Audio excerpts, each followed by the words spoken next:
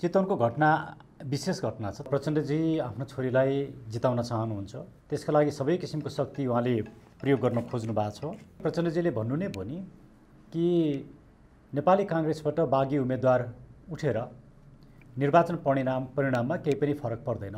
उहाँमाथि चाहिँ निर्वाचन आयोगले सोधपुछ गर्नुपर्ने कुरा हो। आफ्नै छोराछोरीलाई जिताउने, आफ्नै मान्छेलाई निर्वाचनमा जिताउने भनेपछि यो डेमोक्रेसी त कस्तो भयो भने एउटा परिवारले शासन गर्ने, एउटा परिवारले शासन सत्तालाई कब्जा गर्ने। सबै नेताहरू, दलका नेताहरू प्रचण्डजीको छोरीलाई जिताउनका लागि उहाँहरू चितवन भरतपुर केन्द्रित बन्दै हुनुहुन्छ।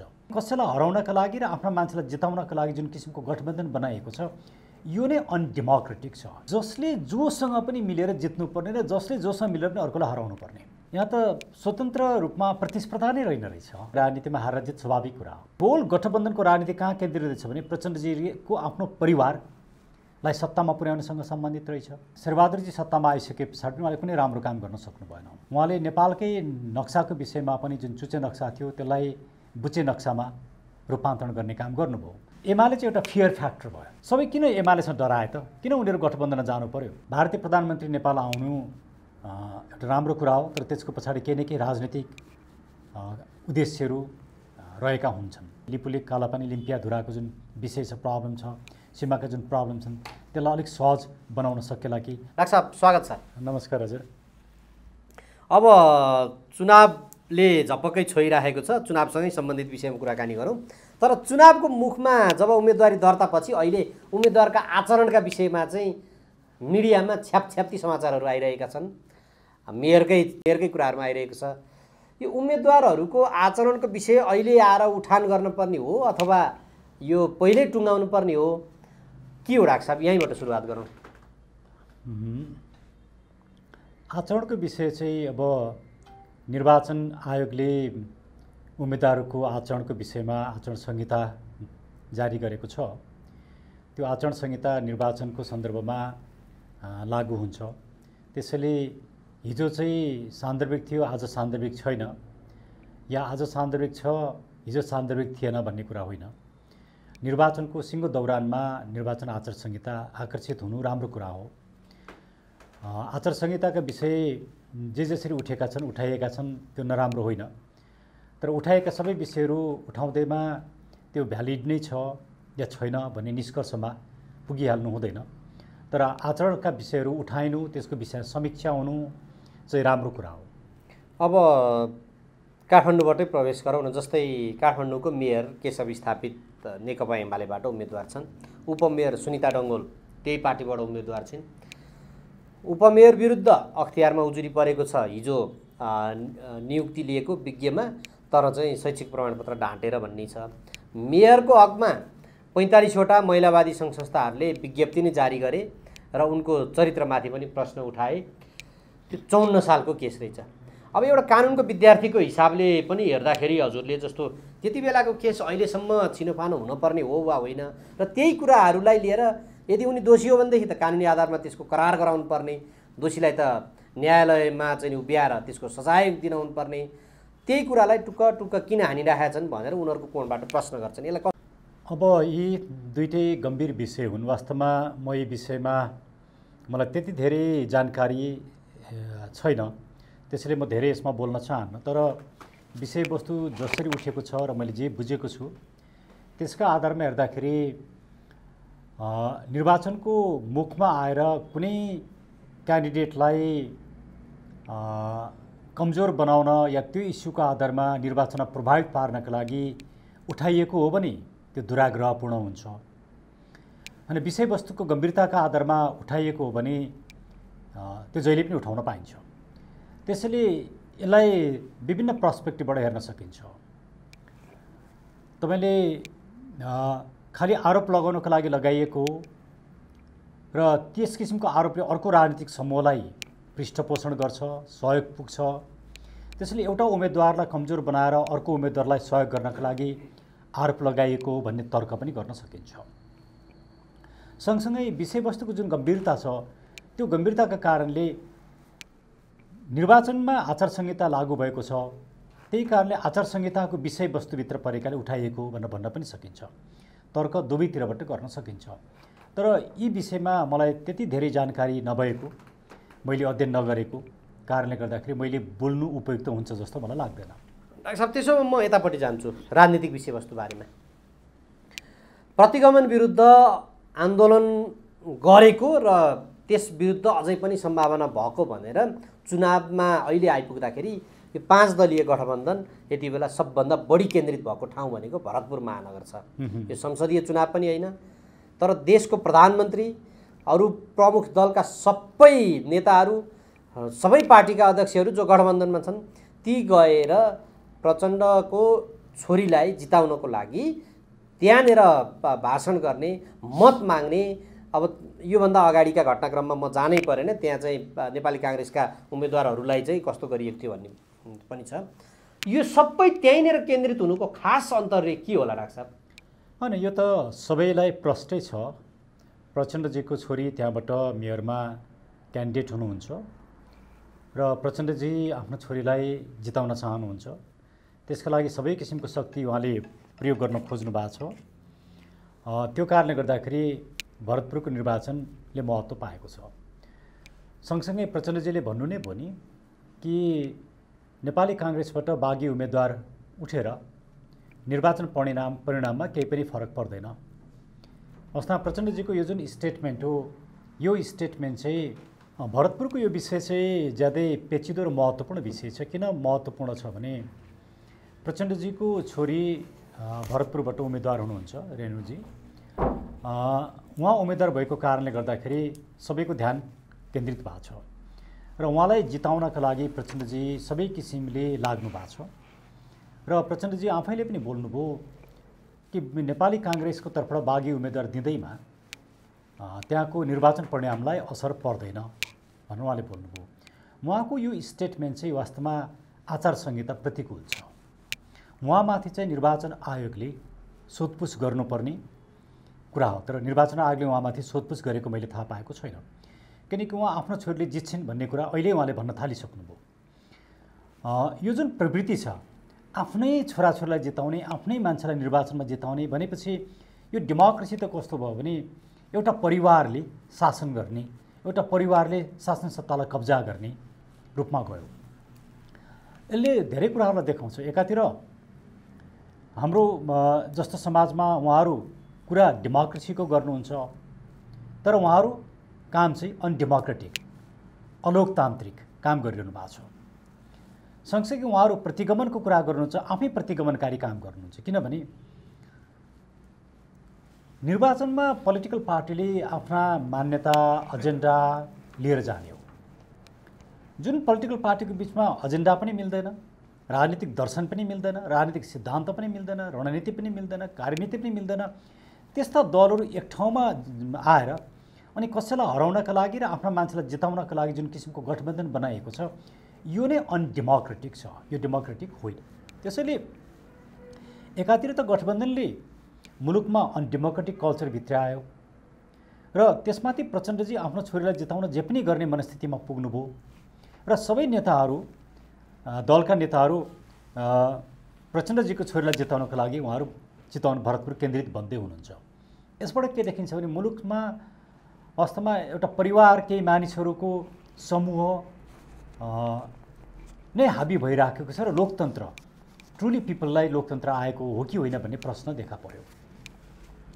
भने यो निर्वाचनले सँगसँगै कस्ता किसिमका ट्रेन्डहरू लिएर आयो भने जसले जोसँग पनि मिलेर जित्नुपर्ने र जसले जोसँग मिलेर पनि अर्कोलाई हराउनु पर्ने। राप्रपा एमालेसँग मिलेको छ, राप्रपा गठबन्धनसँग मिलेको छ, एमाले र काङ्ग्रेस गठबन्धन काङ्ग्रेस मिलेका छन्। आफू जित्नलाई जोसँग मिल्दा हुन्छ त्यहीसँग मिलेका छन्। गठबन्धन एमालेसँग मिलेको छ। यसले के देखायो भने निर्वाचन त स्वस्थ र स्वच्छ नै रहेन रहेछ नि।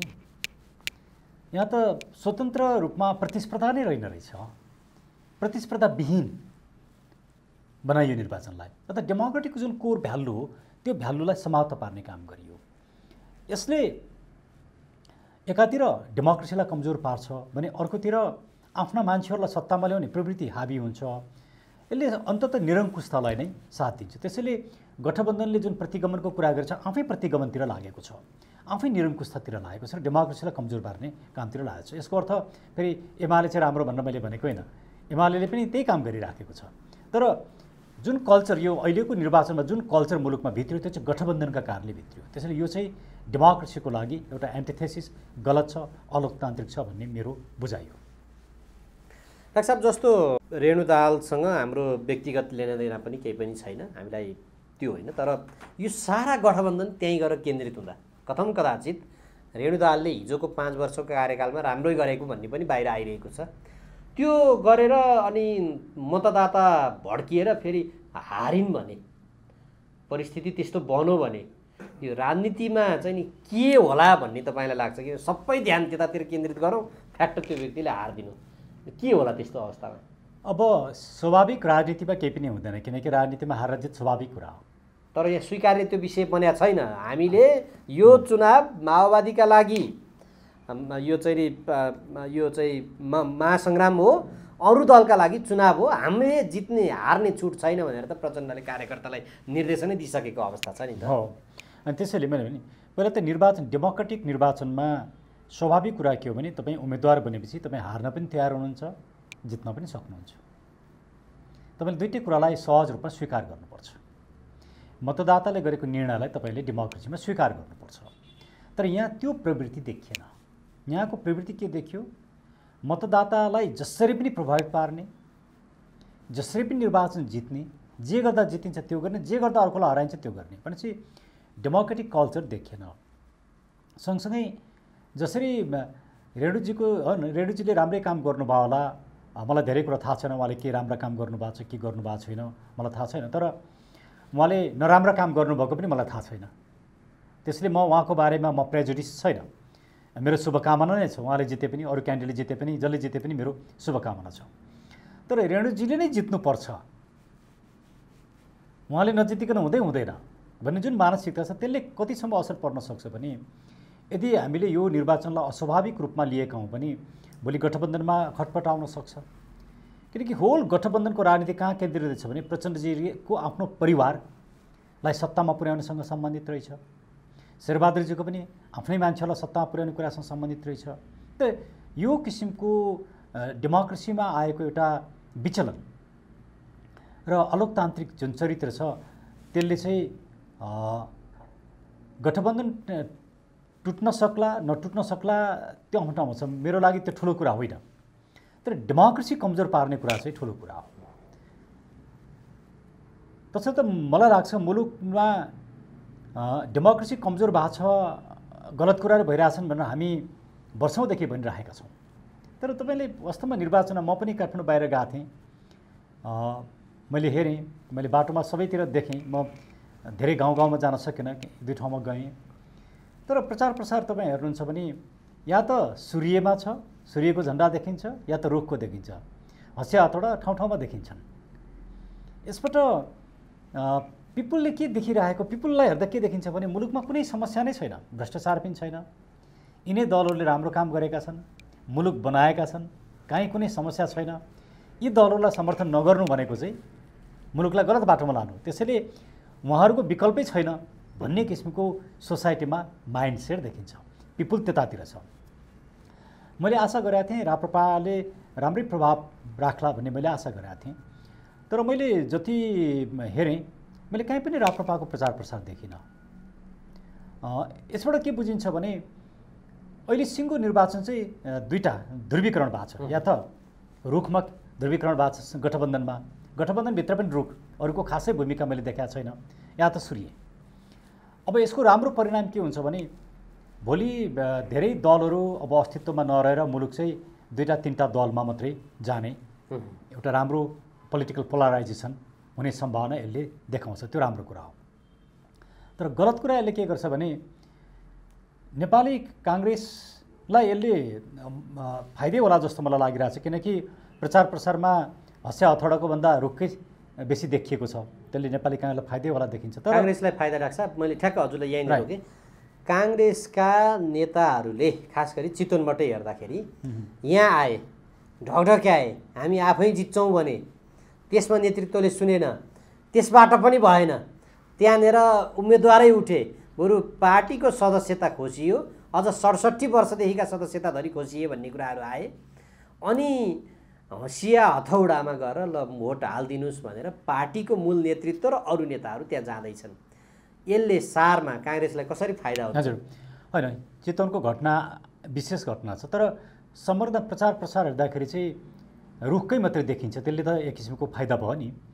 तर यो फाइदा चाहिँ कस्तो भने एकदमै सतही किसिमको र छोटो ट्रान्जिटरी किसिमको, लङ टर्म फाइदा यसमा छैन।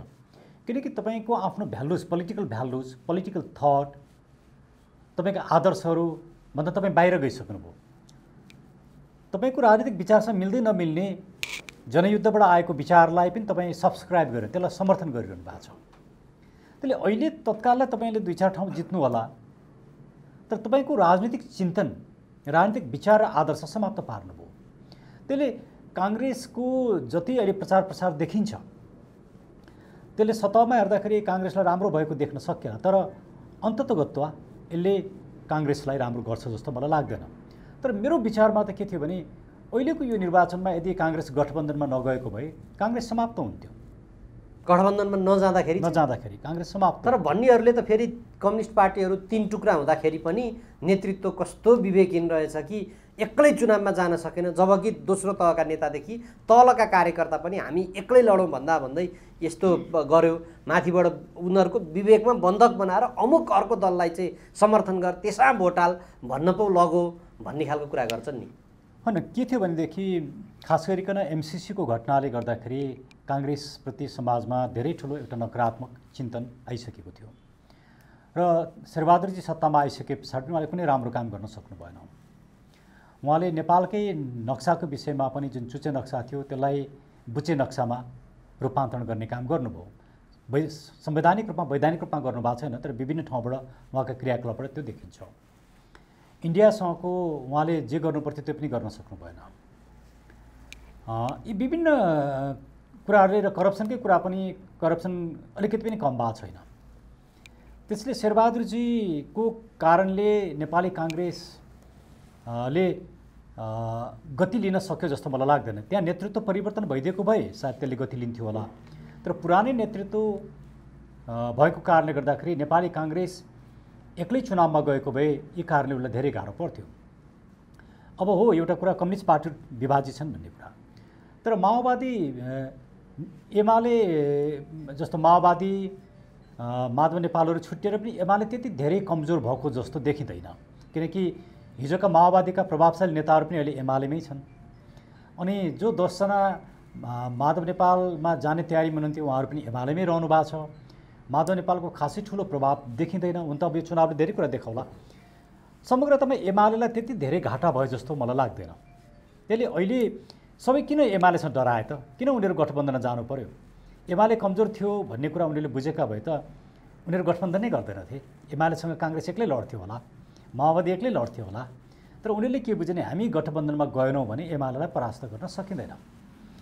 त्यो एमाले चाहिँ एउटा फियर फ्याक्टर भयो। त्यो फियर फ्याक्टरको कारणले उहाँहरू जसरी पनि एमालेलाई हराउनलाई गठबन्धनमा जान, आफ्नो अस्तित्व जोगाउन, एमालेलाई हराउन।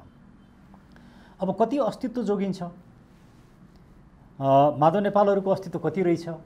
गठबन्धनमा गएर पनि उहाँहरूले अस्तित्व राख्न सक्नुहुन्छ कि सक्नुहुन्न? प्रचण्डहरूकै के हुन्छ यो त अब 10 दिन पछाडि धेरै कुराहरू थाहा हुन्छन्। तर मलाई के लाग्छ भने यो निर्वाचन पछाडि माधव नेपाल र प्रचण्डहरू झनै बेसी कमजोर बन्छन्।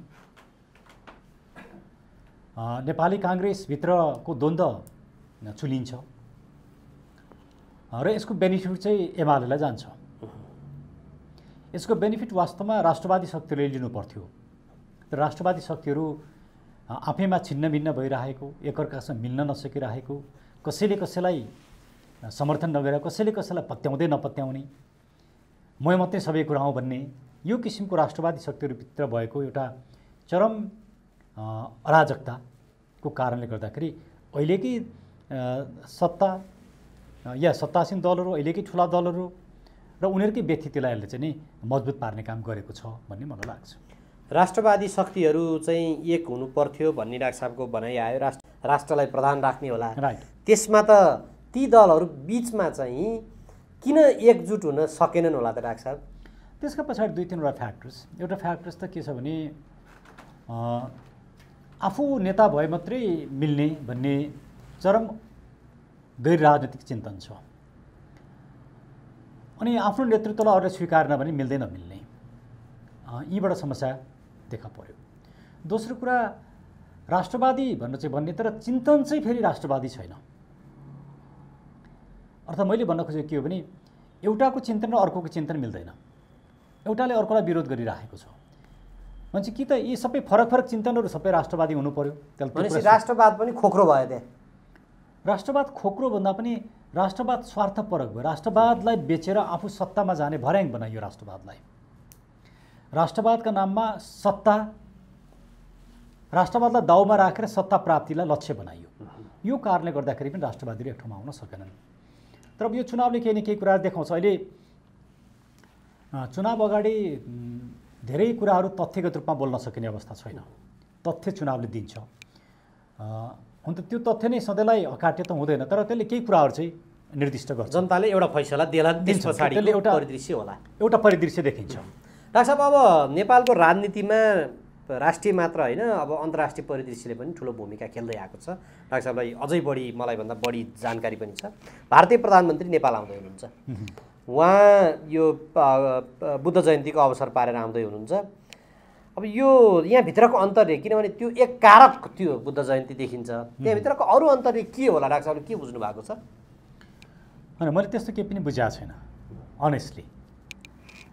तर भारतीय प्रधानमन्त्री नेपाल आउनु एउटा राम्रो कुरा हो, तर त्यसको पछाडि केही न केही राजनीतिक उद्देश्यहरू रहेका हुन्छन्। त्यो राजनीतिक उद्देश्य के छ भन्ने कुरा मैले अहिलेसम्म बुझ्न सकेको छैन। अनुमानका आधारमा बोल्ने कुरा एउटा कुरा हो, त्यसले म अनुमानका आधारमा बोल्न म उचित ठान्दिनँ। तथ्यगत आधारमा अहिले बोल्न सकिने अवस्था छैन। यसलाई हेरौँ, केही समयका विश्लेषणहरू सुनौँ, केही तथ्यहरू बाहिर आउलान्, राजनीतिक माहौलहरू बाहिर आउला, त्यस पछाडि मात्रै यसलाई विश्लेषण गर्न सकिन्छ। अब बुद्ध जयन्ती र बुद्धको विषयमा यहाँ नेपाल र भारत बिचमा, खास गरी भारतीय पक्षले उठाएका कुराहरूले लिएर यो अलिकति विवाद जस्तो पनि देखिँदै आएको छ। अर्कै नयाँ क्रिएट गरियो कि भन्ने पनि कुराहरू छ। बुद्ध जयन्तीमै अब भारतीय प्रधानमन्त्री नेपाल आइसके पछाडि त्यसबाट नेपालले लिन पर्ने लाभ के हो डाक्टर साहब? होइन, बुद्ध नेपालमा जन्मिएका हुन्, बुद्ध नेपालको हुन् भन्ने कुरा उहाँहरूले, मलाई लाग्छ मोदीजीले बोल्नु होला। त्यो बोलेर उहाँ एउटा पपुलिस्ट पोस्चर बनाउन चाहनुहुन्छ। अनि त्यो पपुलिजमका आधारमा नेपालको पोलिटिक्समा कुनै न कुनै किसिमले इन्फ्लुएन्स गर्न चाहनुहुन्छ। भारतमै पनि उहाँहरू त्यति सजिलो अवस्थामा हुनुहुन्न। त्यसैले भारतमा पनि अलिकति पपुलिजम, उहाँको छिमेकी मित्र राष्ट्रहरूसँग कहीँ पनि त्यति धेरै राम्रो सम्बन्ध भइरहेको छैन। त्यसैले यो पपुलिजमलाई उहाँले क्याच गर्न सक्नुभयो भने अलिकति नेपालसँगको सम्बन्ध बनाउन सकेला कि राम्रो होला कि। त्यसो कारणले गर्दाखेरि लिपुलेक, कालापानी, लिम्पियाधुराको जुन विषय छ, प्रब्लम छ, सीमाका जुन प्रब्लम छन्, त्यसलाई अलिक सहज बनाउन सकेला कि, आफ्नो पक्षमा लान सकेला कि भन्ने उहाँको भित्री राजनीतिक उद्देश्य हुनसक्छ। तर यस विषयमा केही समय पछाडि मात्रै विश्लेषण गर्नु राम्रो हुन्छ। यो एमसिसी पछि नेपालमा युरोप र अमेरिकन अधिकारीहरू अलिक बढी मात्रामा आएको उच्च अधिकारीहरू भन्ने छ, त्यो राजपत्रमै छापियो एमसिसीको विषय। डाक्टर भीम रावलले त्यसमा प्रतिक्रिया जनाउनु भयो। विकास सम्बन्धी आयोजना आजसम्म कुन चाहिँ राजपत्रमा छापियो भनेर यो विषयलाई चाहिँ कसरी हेर्नु भएको छ? होइन, संसदबाट पारित भएको कारणले गर्दाखेरि राजपत्रमा छापिनु अस्वाभाविक होइन, किनकि यो संसदबाट पारित भएको छ। संसदबाट पारित हुनु हुँदैन थियो भन्ने कुरा हामीले भनिरहेका थियौँ। वास्तवमा भीम रावलजीको पार्टीले पनि संसदमा समर्थनै गर्यो। उहाँले विरोध गर्नुभयो, तर उहाँको पार्टीले समर्थनै गर्यो। त्यसैले अब यो राजपत्रमा छापिनु र नछापिनुको यो कुनै तुक भएको विषय होइन। संसदले गरेका निर्णयहरू, संसदबाट पारित भएका विषयहरू, यो त कानुन सरह हो नि, यो त यसले कानुनी रूप ल्याएको छ। त्यसैले कानुनी रूप लिएको विषय राजपत्रमा आउने कुरालाई अन्यथा भन्न मिल्दैन। तर मुख्य कुरा के हो भने एमसिसीको हिजो जसरी विरोध हुनुपर्थ्यो, यसलाई जसरी रोकिनु पर्थ्यो, त्यो गर्न सकिएन। हो, हामीले जति विरोध गऱ्यौँ, यसको जुन किसिमले यसका नकारात्मक कुराहरू समाजमा ल्यायौँ, अदालतमा अहिलेसम्म मुद्दा छ, दर्तासम्म हुँदैन। यो जुन अवस्था मुलुकमा देखिएको छ, यसले समग्रता के देखाउँछ भने मुलुकले एउटा राइट डिरेक्सनमा मुलुक हिँडिराखेको छैन। त्यसले यो अहिलेको स्थानीय निर्वाचनले केही इन्डिकेसनहरू देला, त्यस पछाडि धेरै कुराहरू बोल्न सकिन्छ भन्ने मलाई लाग्छ र यति नै गरौँ कि भन्ने पनि मेरो। म अन्तिममा छु डाक्टर साहब, भारतीय काङ्ग्रेसका अध्यक्ष नेपालमा हुनुहुन्छ, उहाँको विवाद चाहिँ भारतमा ज्वलन्त रूपमा उठ्यो। त्यो एउटा व्यक्तिगत स्वतन्त्रता हुन्छ अथवा त्यस्तो सार्वजनिक भएको व्यक्तिले त्यस्तो नाइट क्लबहरूमा जानु चाहिँ हुँदैन, के लाग्छ तपाईँलाई यसो बाहिरबाट हेर्दा चाहिँ? अब कुन लेभलको तपाईँ मोरालिटीको कुरा गर्नुहुन्छ एउटा त्यो, अनि फ्रिडम र मोरालिटी बिचको सम्बन्ध कसरी निर्केल गर्ने दोस्रो कुरा, यो सजिलो विषय होइन। तर मलाई के लाग्छ भने उहाँले कुनै रेस्टुरेन्टमा जाने नहुने, कुनै होटलमा जाने नहुने, नाइट क्लबमा जाने नहुने, त्यसले के त राजनीतिमा के गलत मेसेज दियो त भन्ने क्वेसन आउँछ। अब तपाईँ एकदमै टु पायस उच्च लेभलको नैतिकताको कुरा गर्नुहुन्छ, सायद त्यो गलत हुन होला। तर तपाईँ व्यक्तिगत स्वतन्त्रतालाई पनि रेस्पेक्ट गर्नुहुन्छ भने त्यो स्वीकार्य होला। उहाँको त्यो व्यक्तिगत कुरालाई तपाईँले कसरी हेर्नुहुन्छ भन्ने क्वेसन हो। त्यसैले यसलाई त्यो भारतीय यो विषयलाई जुन विवाद भएको छ त्यसलाई अहिले चर्चा परिचर्चा गरेर यसले केही मैले नेपाली पोलिटिक्समा नेपालकी कन्टेक्समा यसो केही बेनिफिट मैले देखाएको छैन। त्यसले म यसमा त्यति धेरै जान पनि चाहन्न। तर एउटा विषय के हो भने यो पर्सनल फ्रिडम र पोलिटिकल मोरालिटीको बिचको एउटा गम्भीर विषय चाहिँ हो। जाँदा जाँदै अन्तिम प्रश्न डाक्टर साहब, यो नेपालमा सबै विवादहरू अदालतमा लगेर टुङ्ग्याउने प्रचलन छ। अहिलेको पछिल्लो विवाद आइजिपी सम्बन्धी प्रकरण, यो हरेक कुराहरू अब हुन त अब देशको प्रधानमन्त्री नै अदालतले नियुक्त गरिदिएको अवस्था छ, तर यो आइजिपी सम्बन्धी विवाद चाहिँ पटक पटक गइरहेको डाक्टर साहब, यस्तो किन अदालतमै गएर मात्रै टुङ्गिन्छ यस्तो? अनि यो एउटा पोलिटिकल कन्फिडेन्स मुलुकमा नभएको, राजनीतिक नेतृत्वले गरेको कामप्रति मुलुकमा विश्वास नभएको, त्यसैले लिगल रेमेडी खोज्ने प्रक्रियाहरू स्वाभाविक हुन्छन्। राजनीतिक नेतृत्वले गरेका कामहरू ठिक काम गर्छ, यसले गरेका कामहरू उचित छन् भन्ने कन्फिडेन्स मुलुकमा भइदिएको भए त्यो च्यालेन्ज हुँदैन थियो। त्यो कन्फिडेन्स भएन, त्यो लेभल अफ पोलिटिकल कन्फिडेन्स गिर्दो अवस्था भएको कारणले गर्दाखेरि अदालतमा जानु स्वाभाविक कुरा हो। अब सबै विषय अदालतले टुङ्गाउने हो, त्यसो भए अदालतै सबै विषय त जाँदैन। तर रुल अफ ल भएको कन्ट्रीमा सबै विवादहरू अदालतमा जानु अनावश्यक होइन, किनकि विवादको समाधान शान्तिपूर्ण रूपमा गरिनुपर्छ। त्यो गर्ने भनेको कानुन सम्मत रूपमा गरिनुपर्छ, अदालत नै त्यसको माध्यम हो। तर राजनीतिक थलो अदालत जसरी बनाइएको छ त्यो चाहिँ गलत छ। अदालतले राजनीति गर्ने या अदालतले राजनीतिक विषयमा बेसी केन्द्रित बन्ने र राजनीतिक भूमिका अदालतले लिन खोज्ने कुरा चाहिँ ठिक होइन। हुन्छ डाक्टर साहब, यो विचार र समयका लागि म यहाँलाई धन्यवाद र आभार व्यक्त गर्छु। यहाँलाई पनि धन्यवाद।